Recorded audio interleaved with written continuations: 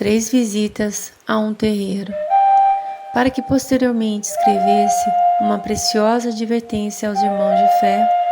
Um companheiro foi convidado por um amigo espiritual para 3 visitas a um terreiro, nem o pior nem o melhor, mas cujas situações extremadas que ali aconteciam não eram e não são exclusivas dele. A primeira visita ocorreu um dia que não haveria gira. A entidade e o amigo saudaram todos os guardiões e, a seguir, o caboclo depositou a destra na fronte do convidado, que mesmo com as luzes do templo apagadas, pôde ver a luminosidade etérea do terreiro. Ele pediu que o amigo se concentrasse para enxergar o que precisaria ver. O que ele viu o fez pensar que estava participando de algum filme de terror. As paredes do terreiro estavam todas cobertas por uma espécie de gosma marrom enegrecida, por onde rastejavam alguns tipos de larvas e vermes. Flutuando por todo o terreiro havia uma fumaça preta e tênue. Quando o caboclo dilatou a percepção olfativa do convidado, ele pôde sentir rapidamente um pouco do terrível cheiro do enxofre. Relatou: comecei a ver, e o que eu vi ou ouvi é quase indescritível. Passei a escutar intensos e incontáveis assobios e a bater de palmas ritmadas, como se houvesse dezenas de pares de mãos invisíveis aos meus olhos. Instantes depois eu comecei a sentir um forte odor de terra, como se estivesse dentro de uma mata. Notei então, na região central do terreiro, um tipo de portal na coloração laranja, com a forma de um círculo, abrindo lentamente de maneira centrífuga. Do interior desse portal saíam pequenos e incontáveis seres de fogo que retiraram toda a gosma da parede e que atraíram toda a fumaça para dentro do portal. Após tudo isso, da mesma forma que vieram, esses seres se foram e o portal fechou-se imediatamente.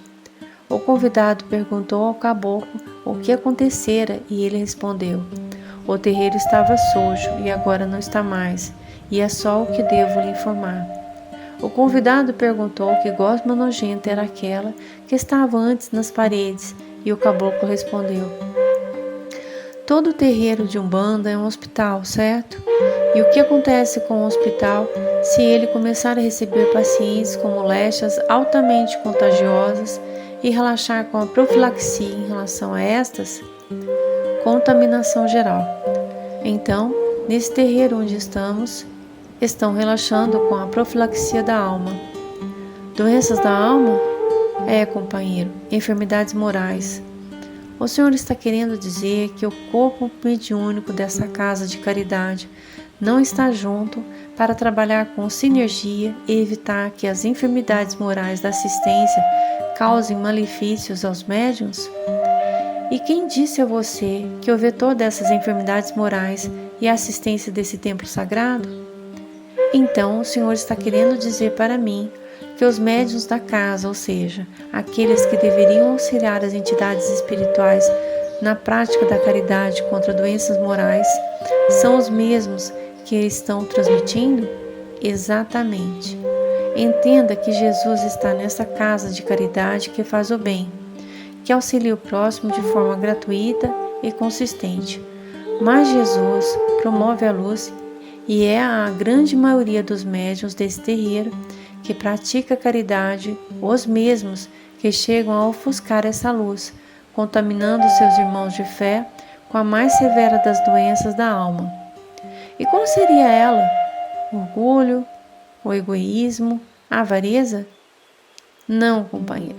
A mais terrível dessas moléstias é aquela que se propaga mais facilmente e assim adoece os médiuns com mais rapidez e profundidade. A fofoca. O quê? Aquela gosma nojenta e aquela fumaça negra que estavam presentes nesse terreiro quando aqui chegamos foram causadas por fofocas?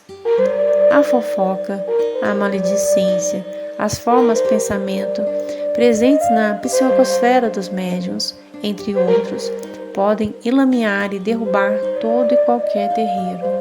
Mas Por que o sacerdote desse templo não toma alguma medida de urgência para acabar com esse mal de forma consistente? Essa pergunta está ligada ao objetivo principal de sua segunda visita a este terreiro. Na segunda visita, o caboclo aguardava o convidado na porta. Ele disse: "Você sabe por que houve todo aquele ritual de limpeza energética e etérica deste terreiro na sua primeira visitação?" "Não, senhor. Para preparar essa casa de caridade para a reunião dessa noite. Hoje acontecerá uma espécie de reunião específica e fechada, com os médiuns responsáveis pelo controle, administração e bom andamento na parte física das reuniões religiosas desse templo, enquanto outra acontece no plano espiritual. O dirigente espiritual da casa, incorporado em seu médium, está justamente com outros 6 médiuns não incorporados, tanto para deliberar diretrizes a respeito do novo ano religioso do terreiro, que está para se iniciar, quanto para escutar deles informações relativas ao comportamento do corpo mediúnico dentro do terreiro no ano que se passou. Eu comecei a ver situações que beiram o surreal, e com um fator comum entre todas elas, é que em determinadas situações parecia um tipo de névoa preta na região acima da cabeça do médium que conversava com o senhor Preto Velho, que é o dirigente espiritual daquele terreiro. Assustado, olhei ao lado e perguntei à entidade que estava a me acompanhar que névoa enegrecida era aquela, e a sua resposta assustou-me ainda mais. Fofoca. Fofoca, companheiro. Firme sua visão na névoa negra da médium que está a conversar nesse instante com o dirigente espiritual da casa e você compreenderá o que digo. A névoa negra que estava um pouco acima da cabeça da médium começou a transmitir imagens como se fosse uma espécie de televisão de 10 polegadas. Nessas imagens eu via uma outra médium contando para esta uma determinada situação inverídica a respeito de um médium daquela casa.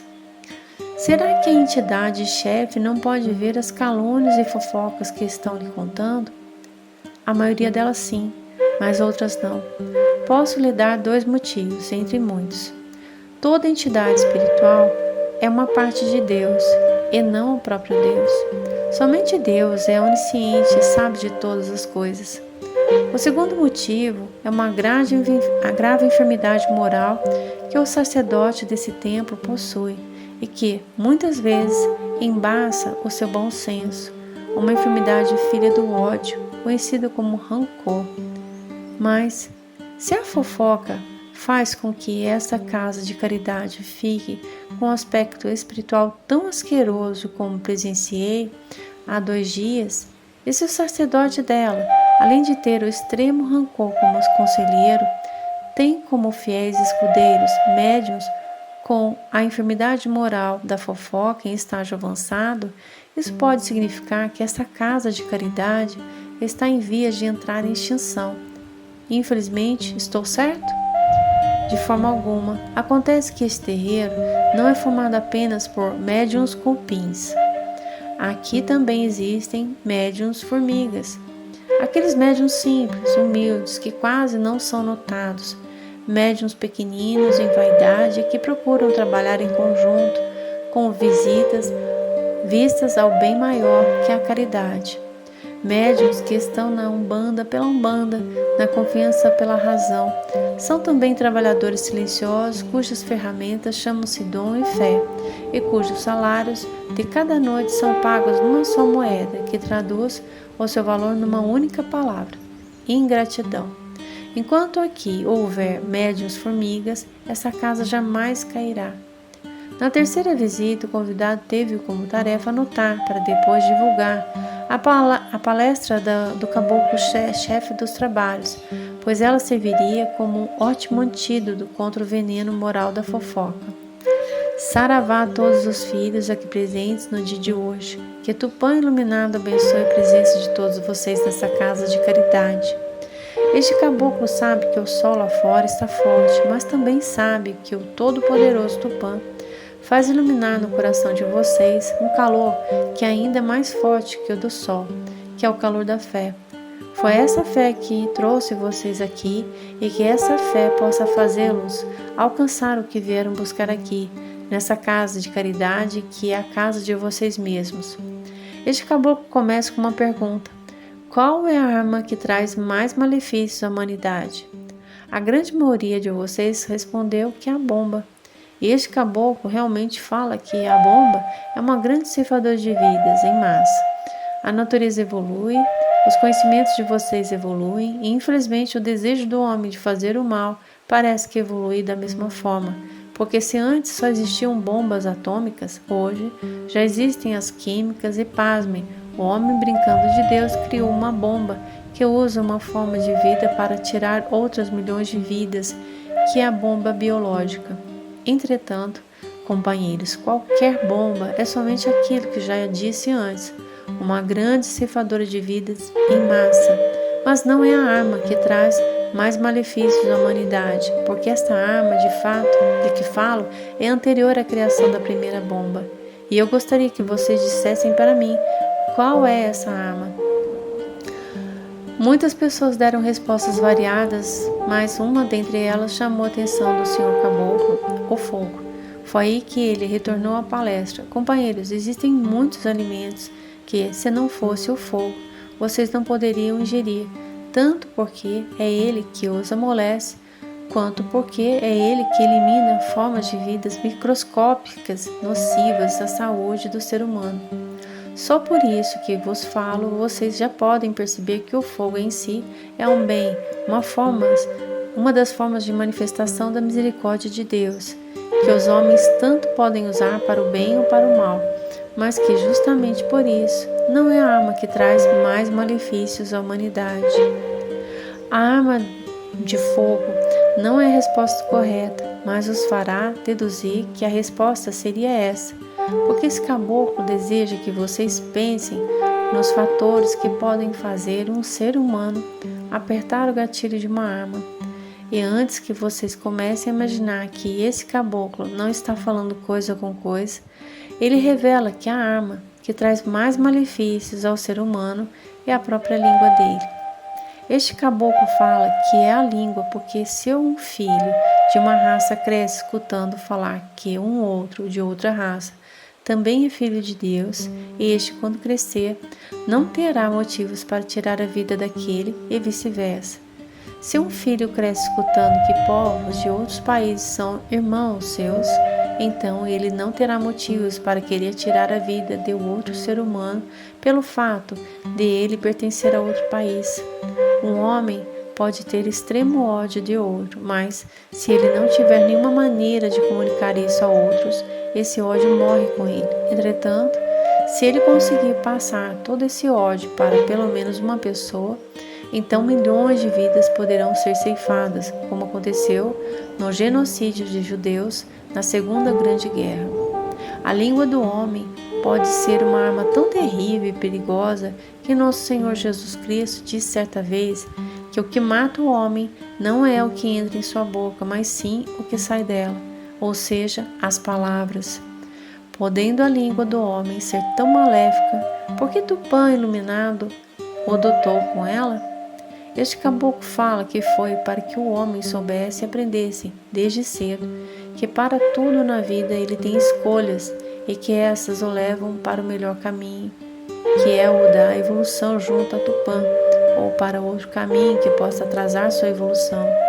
E é assim que os filhos na terra vão aprendendo a usar a língua para congratular-se com seus irmãos ou para ofendê-los com impropérios.